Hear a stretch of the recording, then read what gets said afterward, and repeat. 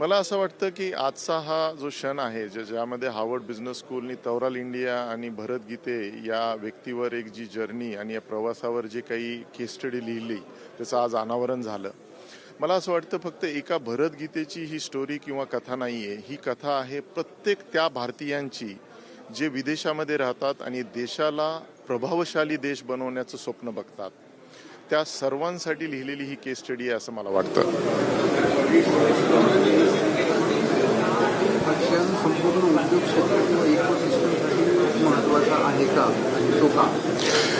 नक्कीच हा महत्त्वाचा आहे, कारण मेक इन इंडिया, आत्मनिर्भर भारत आणि PLI ज्याला आपण प्रोडक्ट लिंक्ड इन्सेंटिव्ह जे म्हणतो, ह्या सर्व स्कीम ज्या आहेत त्या पुढच्या येणाऱ्या उद्योजकांसाठी भारत शासनाने, भारत गव्हर्नमेंटनी ह्या तयार केलेल्या आहेत. त्या जर आपल्याला त्याचा फायदा घ्यायचा असेल तर आपण एंटरप्रेनरशिप ज्याला आपण उद्योजकता म्हणतो ती रुजवली पाहिजे. प्रत्येक इंजिनियरनी नवीन प्रोडक्ट काहीतरी आपल्या देशामध्ये इनोव्हेटिव्ह आणि सायंटिफिक प्रोडक्ट आणण्याचा प्रयत्न केला पाहिजे.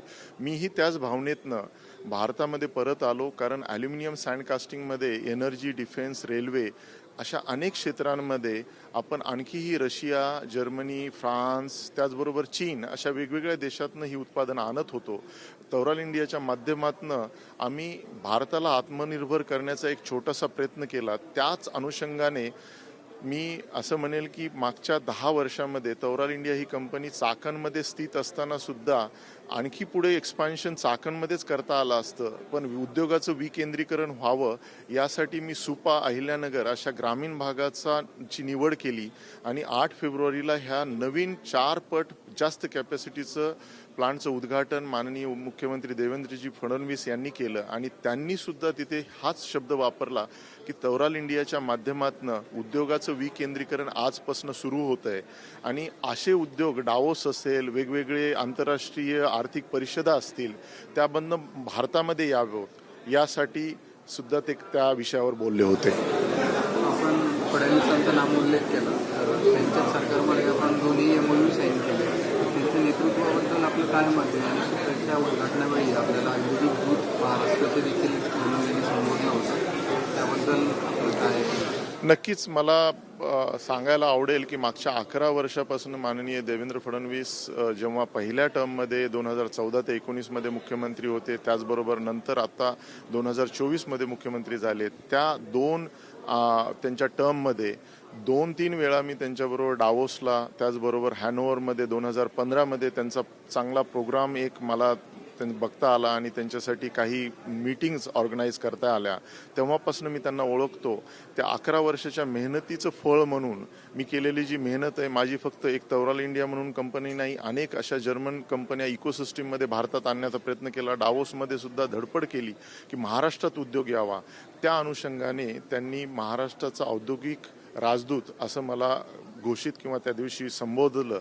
ते नक्कीच माझ्यासाठी एक मानाचा ठिकाण आहे आणि मानाची गोष्ट आहे. आपण जे परिवर्तन केलं तर असंच परिवर्तन करू इच्छिणाऱ्या उद्योजकांसाठी आपलं काय सांगाल? मला असं वाटतं की केस स्टडीमध्ये सुद्धा थोडंसं याबद्दल चर्चा झाली. काहीतरी नकारात्मक गोष्टी पण काही ठिकाणी बोलल्या गेल्या की आपल्याकडे स्कीम कुठे आहेत, आपल्याकडे कॅपिटल कुठे जास्त आहे, आपल्याकडे बँकिंग लोन कुठे मिळतं लवकर. मी अर्धा ग्लास भरलेला पाहतो, अर्धा एम्प्टी ग्लास न पाहणारा माणूस आहे. मला असं वाटतं की उद्योजक तोच असतो जो अभिमन्यूसारखा चक्रव्यूह भेदून मध्ये जातो आणि सर्व स्कीम ज्या आहेत भारताच्या शासनाच्या त्या मिळवण्याचा प्रयत्न करतो. आपण जर घरी बसून राहिलो नकारात्मक भावना ठेवून तर नक्कीच आपल्याला यश मिळणार नाही. मला सुद्धा कमी अडचणी आल्या का? मी 10 कामगारांचा जेव्हा कंपनी चालवत होतो तेव्हा सुद्धा युनियनचे थ्रेट होते, माथाडीचे होते, अशा अनेक अडचणी येत गेल्या. पण त्या अडचणींना मात देत मी नेहमी सकारात्मक बाजूकडे बघणारा माणूस आहे आणि त्यामुळे मला नक्कीच वाटेल की पुढच्या येणाऱ्या उद्योजकांनी पूर्णपणे सकारात्मक बाजूनी आपल्या देशाकडे बघितलं पाहिजे, आपल्या शासनाकडे बघितलं पाहिजे. त्यातनंच प्रगती घडेल.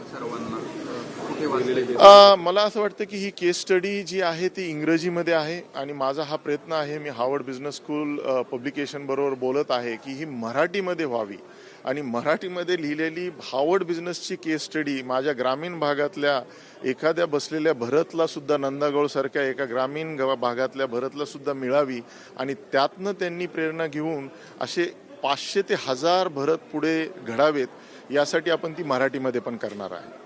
धन्यवाद.